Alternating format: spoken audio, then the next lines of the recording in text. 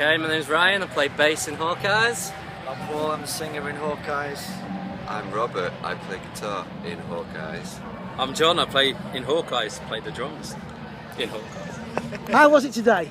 Yeah, very good, very good. This is our 5th time playing Leeds and Reading. It's always very handy to get home very quickly because we all live in Leeds. Off John. John doesn't live in Leeds, so that's not handy for him to get home. What sort of reception do you get? Do you think people realise you're a Leeds band? Do you get an extra little bit of a response, or do you think it doesn't have much of an impact? I think sometimes see familiar faces that you recognise from Leeds gigs, yeah, and it always. I think generally we're more well known in Leeds than Reading. What about the band themselves? How this is your 5th festival. How are you evolving, and where do you see yourself evolving to? Is that? Well, Robert's the say, next step in evolution because he actually had no baby teeth. Or tonsils. Or Devoid. yeah. He was dentally devoid. So to answer your question, this band is the next step for the band is to develop to the next step of human evolution. That's our ambition. Very similar to the X-Men. Where do you see it going though? How do you see it? Well, we're at the point where we're very independent. We're not beholden to any labels or have to answer to anyone. We can do what we want when we want. We're lucky enough that we can tour around the world. Yeah, we just played this summer with the Foo Fighters, Faith No More, Metallica, Slash. Slosh. What really else do people want us to do? Yeah. I mean, like, as If you a... could give us some tips on how to top that. Well, I was just about to say, how have you achieved this wonderful scenario with independence from record companies? sheer doggedness. Yeah. I like Paul's way of saying it, which is idiots that won't stop, basically. I mean, obviously that's like self-deprecating, but it's the truth. It's the truth. It's just, you know, we do it for love, and we just keep doing it. The only thing that drives it is ourselves.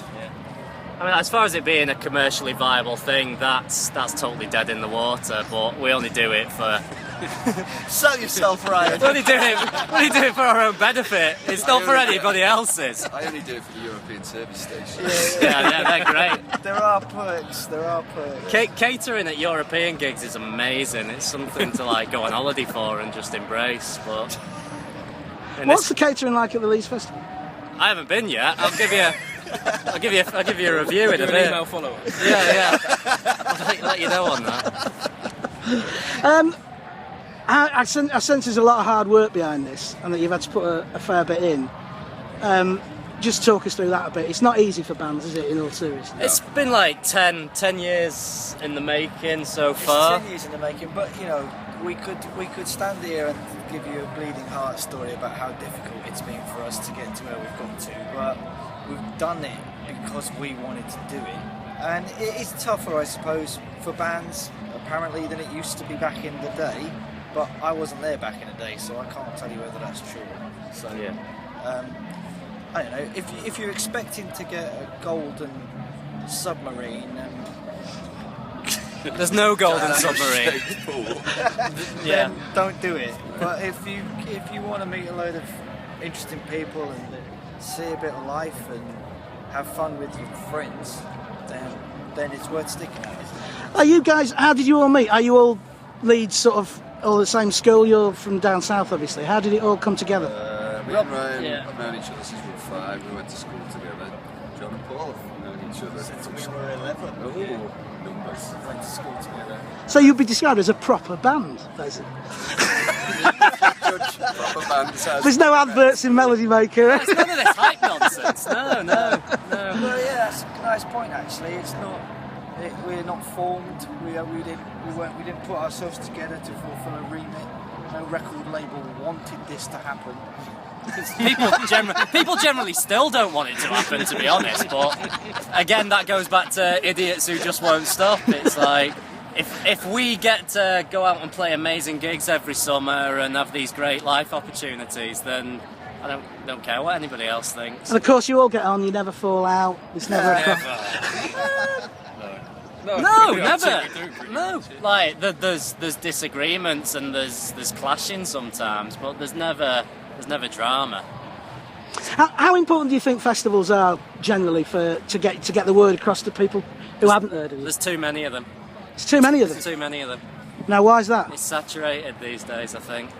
I don't think there's the kind of crowd or the uptake on them, really. It's calmed down a little bit in the last 2 years, but it was getting to the point where every man and his dog was putting on a festival and nobody was turning up. So, and the thing is about a Leeds festival, especially highlights it. There's only so many bands that can pull off a headline show on that main stage, and you think about the sort of recycling of the headlining bands that has gone on in the past 10 years.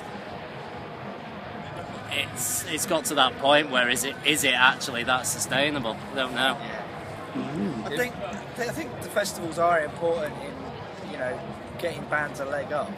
If it wasn't for this festival, we wouldn't have had a career, because the BBC put us on in 2009 and they gave us our first real break in terms of playing to a wider audience. So I think they are useful because you've got a captive audience, and it's people who've paid to go and see bands and they don't necessarily know what bands they're going to see. So it's a good opportunity to spread the word about yourself. But I don't know, they're here to stay in some ways, because I think they've changed the landscape quite a lot. Bands don't tour as much as they used to do. But, They just do a summer season, don't they? Yeah. But we've had some really good summer seasons where we've been all over Europe and, to hell and back. We've had a good time along the way.